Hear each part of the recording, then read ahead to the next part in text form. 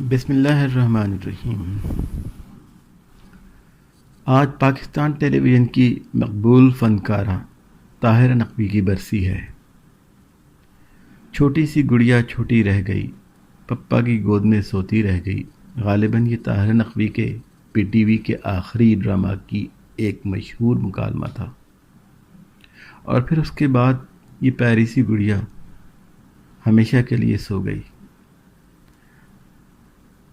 سرطان کے مرض نے اس کی جان لے کر ہی چھوڑی۔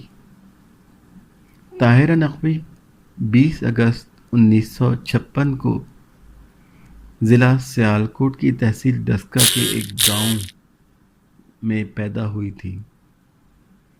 فنکارانہ زندگی کا آغاز ریڈیو سے کیا، پھر ٹیلی ویژن کے ڈراموں میں کام کرنا شروع کیا، جہاں مختصر عرصہ میں بہت اچھے اور نمایاں کردار ادا کیے۔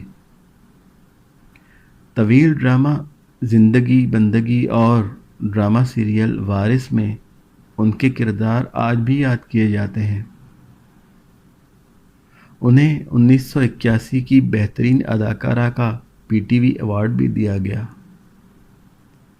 طاہرہ نقوی نے 2 فلموں میں بھی کام کیا، جن میں پہلی فلم بدلتے موسم اور دوسری فلم میاں بیوی راضی تھی، مگر وہ خود کو فلمی دنیا کے ماحول سے ہم آہنگ نہ کر سکیں اور انہوں نے مزید فلموں میں کام کرنے سے انکار کر دیا۔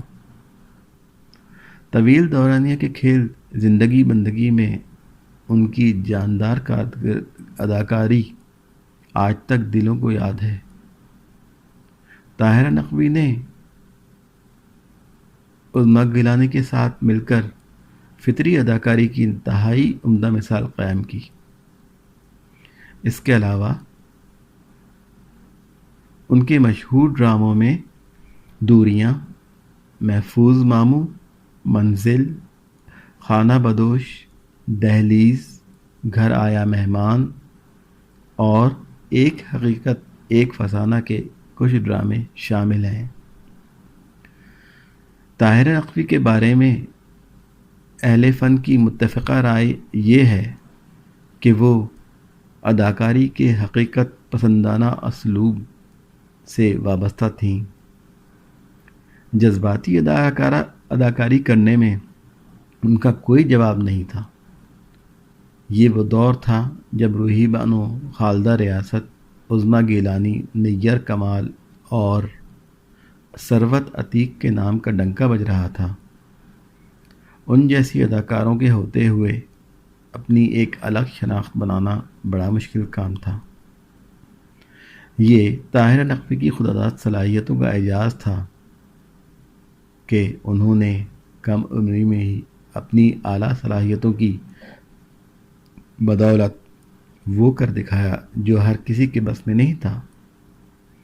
وہ بلا شبہ حسن و نفاست کا مجموعہ تھیں اور انہوں نے ٹی وی آ کر